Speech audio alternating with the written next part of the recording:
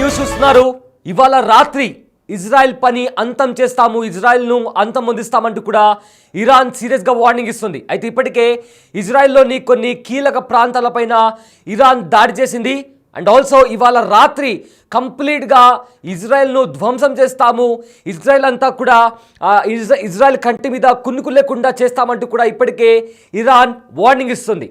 And ఇందాక ఒక 1 hour back కూడా చాలా భీకర దాడి చేసింది ఇరాన్, ఏదైతే టెల్ అవీవ్ ప్రాంతం పైన, అదేవిధంగా ఒక హాస్పిటల్ పైన కూడా దాడి చేసింది. అయితే హాస్పిటల్ పైన దాడి చేసిన తర్వాత ఇజ్రాయెల్ మా అమాయక ప్రజలపైన, హాస్పిటల్లో ఉండే రోగులపైన దాడి చేస్తున్నారంటూ కూడా ఇజ్రాయెల్ ఒక స్టేట్మెంట్ ఇచ్చింది. అయితే వెంటనే ఇరాన్ కూడా ఒక బ్లూ ప్రింట్ని బయటపెట్టింది.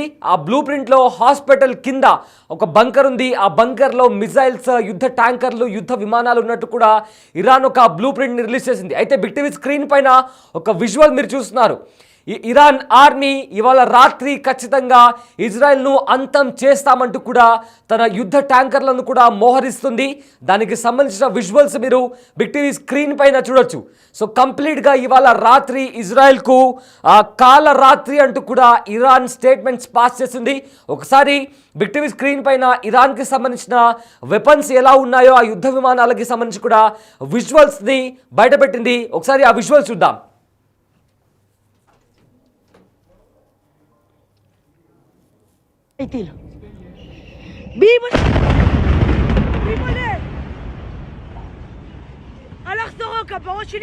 ఇవాళ ఇజ్రాయెల్ కు కాలరాత్రి అంటూ కూడా ఇరాన్ స్టేట్మెంట్స్ పాస్ చేస్తుంది.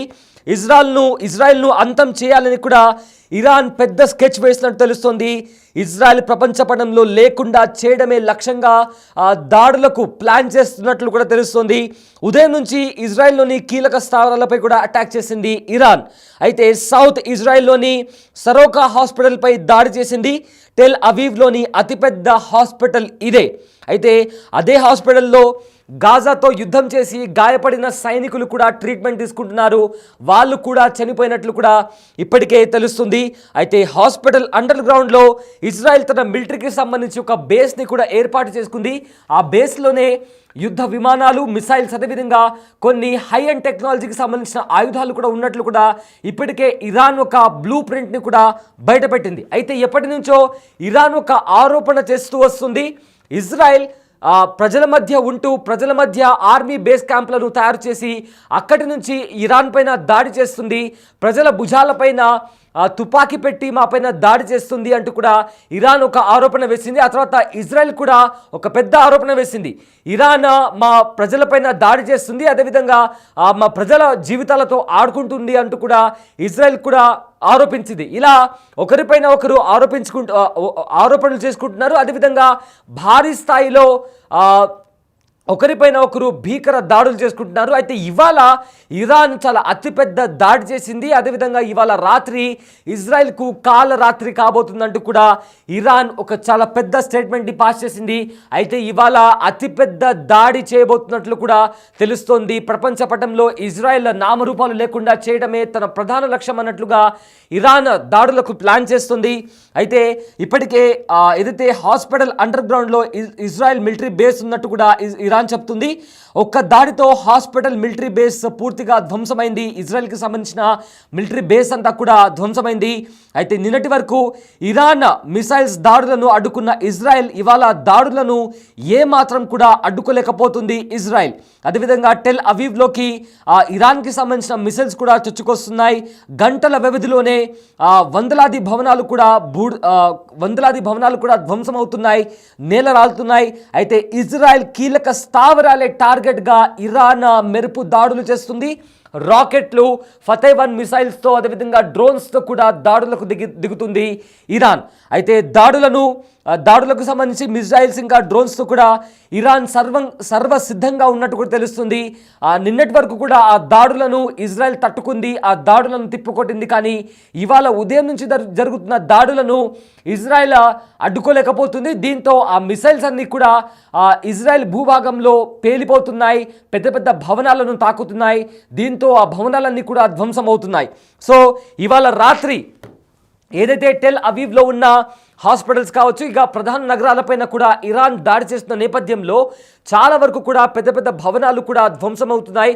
అండ్ ఇవాళ రాత్రి చేయబోయే దాడి ఏదైతే ఉందో కంప్లీట్గా ఇజ్రాయెల్ను ధ్వంసం చేస్తుంది అనేలాగా కూడా ఇరాన్ కొన్ని స్టేట్మెంట్స్ పాస్ చేస్తుంది.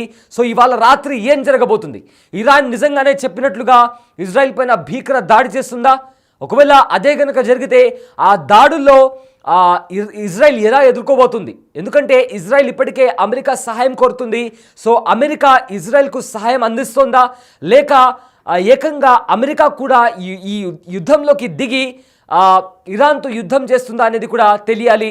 బిగ్ టీవీ స్క్రీన్ పైన కూడా రాకెట్ లాంచర్స్ కావచ్చు, మిసైల్స్, డ్రోన్స్ అవన్నీ కూడా ఏ రకంగా ఇజ్రాయెల్ భూభాగంలోకి చొచ్చుకొని వెళ్తున్నాయో కూడా చాలా స్పష్టంగా కనిపిస్తుంది. అండ్ ఇవాళ రాత్రి ఏ ఆయుధాలు వాడి అటాక్ చేయబోతున్నారో కూడా దానికి సంబంధించి కూడా ఇరాన్ కొన్ని వీడియోస్ని కూడా రిలీజ్ చేసింది. వాళ్ళ దగ్గర ఉన్న మిసైల్స్ ఎంత ప్రమాదకరమో కూడా చెప్తూ కూడా ఇరాన్ తమ మిలిటరీకి సంబంధించిన కొన్ని విజువల్స్ని కూడా రిలీజ్ చేసింది. సో వీటన్నిటిని కూడా ఇజ్రాయెల్ ఎలా ఎదుర్కోబోతుంది అనేది ఇప్పుడు ఒక పెద్ద ప్రశ్నగా మారింది. అయితే ఇప్పటికే అమెరికా ఇరాన్ను హెచ్చరించింది. అన్కండిషనల్గా మీరందరూ కూడా లొంగిపోవాలి అన్నట్టుగా అమెరికా హెచ్చరించింది. అయినప్పటికీ కూడా ఇరాన్ కూడా ఆ హెచ్చరికకు కామెంట్ చేస్తూ ట్రంప్కి కూడా ఏకంగా ట్రంప్కి డైరెక్ట్గా వార్నింగ్ ఇచ్చింది. మేము ఎవరి ముందర కూడా లొంగిపోము, మమ్మల్ని ఎవరు ఏం చేయలేరంటూ కూడా ఇరాన్ సుప్రీం లీడర్ ట్రంప్కు వార్నింగ్ ఇచ్చారు. అదేవిధంగా ఖచ్చితంగా దీంట్లో ఒకవేళ ఇజ్రాయెల్కు అమెరికా మద్దతు ఇస్తుంది అంటూ కూడా మాకు కొంత సమాచారం వచ్చింది. ఇప్పుడు అమెరికా ఇచ్చిన స్టేట్మెంట్ని బట్టి చూస్తుంటే ఖచ్చితంగా అమెరికా ఇజ్రాయెల్కు సహాయం చేస్తుంది అనే వాదన రోజు రోజుకు బలపడుతుంది అంటూ కూడా ఇరాన్ కొంత స్టేట్మెంట్స్ పాస్ చేసింది. అయినా కానీ ఇప్పటికే ఇజ్రాయెల్ కూడా సమర్థవంతంగా ఇరాన్ను ఎదుర్కొంటూ వస్తుంది. నిన్న కూడా టెహరాన్లో కూడా ఇజ్రాయెల్ భీకర దాడులు చేసింది. ఇందాక కూడా అణుస్థావరాలపైన కూడా ఇరాన్ పైన దాడి చేసింది. ఇరాన్ ఆర్థిక పరిస్థితిని దెబ్బతినేలాగా కూడా ఇజ్రాయెల్ దాడులు చేస్తున్నా కూడా ఇవాళ నుంచి కూడా ఏదైతే మిసైల్స్తో దాడి చేస్తుందో ఆ దాడులను మాత్రం ఇజ్రాయెల్ తట్టుకోలేకపోతుంది అని కూడా ఇప్పటికే చాలామంది నిపుణులు కూడా అదే చెప్తున్నారు. అయితే రెండు దేశాలు ఏదైతే భీకర పోరు నడుస్తుందో, రెండు దేశాలు వారం రోజులుగా యుద్ధం నడుస్తోంది. వందల మంది మృతి, వేలాది మందికి గాయాలయ్యాయి. చెల్లాచెదురుగా నివాస ప్రాంతాలు కనిపిస్తున్నాయి. ఎన్నో భవనాలు ధ్వంసమయ్యాయి. ఎటు చూసినా బాంబుల వర్షం కనిపిస్తుంది. అదేవిధంగా మిసైల్స్తో కూడా దాడికి దిగుతున్నారు. సో ఇది ఇరాన్ ఇంకా ఇజ్రాయెల్ పరిస్థితి. ఈ యుద్ధంలో ఇజ్రాయెల్ తీవ్రంగా ఖర్చు పెడుతోంది. కేవలం ఒక్క రాత్రికి వేల కోట్ల రూపాయలు వెచ్చించాల్సి వస్తుంది. ఇందుకు ఏ స్థాయిలో ఎందుకు ఇజ్రాయెల్ ఇంత మొత్తంలో డబ్బులు వెచ్చిస్తుందో ఒకసారి తెలుసుకుందాం. అయితే ఇజ్రాయెల్ ఇరాన్ల మధ్య భీకర పోరు కొనసాగుతుంది. ఇప్పటికే యుద్ధం ప్రారంభమై వారం గడిచింది. అయితే మొదట్లో ఇరాన్పై ఇజ్రాయెల్ రెచ్చిపోయింది, ఆ తర్వాత కాస్త నెమ్మదించింది. ఈ క్రమంలోనే ప్రతీకార దాడిలో భాగంగా ఇరాన్ బాలిస్టిక్ మిసైల్స్, అదేవిధంగా ఫతేవన్ మిసైల్స్తో దాడులకు పాల్పడుతుంది. వాటిని ఎదుర్కొనేందుకు తీవ్రంగా శ్రమిస్తోంది ఇజ్రాయెల్. ప్రజెంట్ ఇరాన్ మిసైల్స్ను అడ్డుకునేందుకు ఇజ్రాయెల్ దగ్గర 10 నుంచి 12 రోజులకు సరిపడా గగనాతల రక్షణ వ్యవస్థలు నిల్వ ఉన్నట్లు కూడా సమాచారం. వీటి కోసం ఇజ్రాయెల్ ఒక్క రాత్రికి దాదాపు 2400 కోట్ల రూపాయలను ఖర్చు చేస్తున్నట్లు కూడా పలు నివేదికలు తెలిపాయి. దీనికి కారణం టెహరాన్ ఇజ్రాయెల్లోని ఐరన్ డోమ్ వ్యవస్థను ఛేదిస్తూ భారీ దాడులకు పాల్పడింది. ఇరాన్ అటాక్స్ను ఎదుర్కొనేందుకు ఇజ్రాయెల్ ప్రధాని నెతన్యాహు పెద్ద మొత్తంలో ఆయుధాలను సిద్ధం చేస్తున్నారు. దీనికి వేల కోట్ల రూపాయలు ఖర్చవుతుంది. ఇలాగే యుద్ధం కొనసాగిస్తే ఇజ్రాయెల్కు గడ్డు పరిస్థితులు తప్పవని కూడా కొందరు నిపుణులు హెచ్చరిస్తున్నారు. మరో 10 రోజుల పాటు ఇరాన్ ఇజ్రాయెల్ యుద్ధం ఇదే స్థాయిలో కొనసాగితే మాత్రం ఇజ్రాయెల్లోని గగనాతల రక్షణ వ్యవస్థ నిల్వలు అడుగంటిపోయే ప్రమాదం ఉందని కూడా ఒక నివేదిక చెబుతోంది. ఈ క్రమంలోనే ఇజ్రాయెల్ అమెరికా సహాయం కోరుతున్నట్లు కూడా తెలుస్తోంది. ఈ క్రమంలోనే ట్రంప్ రంగంలోకి దిగి ఇరాన్తో కవ్వింపు చర్యలకు పాల్పడుతున్నట్లు కూడా సమాచారం వస్తుంది.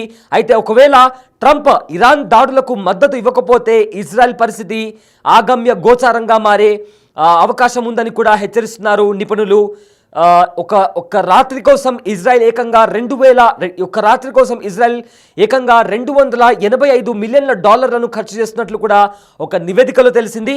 అంటే మన ఇండియన్ కరెన్సీ ప్రకారం అక్షరాల 2400 కోట్ల రూపాయలు. అయితే ఇరాన్ జరిపే బాలిస్టిక్ క్షిపణులను ప్రతిఘటించేందుకు ఇజ్రాయెల్ మరో సిస్టమ్ను కూడా ఉపయోగిస్తోంది. దీంతో పాటు అమెరికా ఇచ్చిన ప్యాట్రియాట్స్ థర్డ్ బ్యాటరీస్ లాంటి అత్యాధునిక లేడ్ మిసైల్స్ డిఫెన్స్ వ్యవస్థలను కూడా రంగంలోకి దించింది. ఒక యూరో సిస్టమ్ ద్వారా $3 మిలియన్ల ఖర్చు అవుతుందని కూడా తాజా నివేదికలో స్పష్టమైంది. సో మొత్తం మీద ఇజ్రాయెల్ ఇంకా ఇరాన్ మధ్య జరుగుతున్న యుద్ధం భీకర రూపం దాల్చింది. అయితే ఇవాళ జరుగుతున్న దాడులు ఏవైతే ఉన్నాయో ఈ దాడుల్లో ఇజ్రాయెల్ తీవ్రంగా నష్టపోయింది. దీంతో ఇవాళ రాత్రి చేయబోయే దాడి ఇజ్రాయెల్కు కాలరాత్రి కాబోతుందంటూ కూడా ఇరాన్ సీరియస్గా వార్నింగ్ ఇస్తుంది. సో ఫర్దర్గా ఈ యుద్ధం దేనికి దారితీస్తుంది? ఒకవేళ ఇవాళ రాత్రి ఇజ్రాయెల్ పైన ఇరాన్ దాడి చేస్తే అమెరికా ఈ యుద్ధంలోకి ఎంట్రీ ఇస్తుందా? అండ్ ఆల్సో ఇప్పటికే చైనా ఇరాన్కు మద్దతు ఇస్తుందని ఒక చర్చ నడుస్తుంది.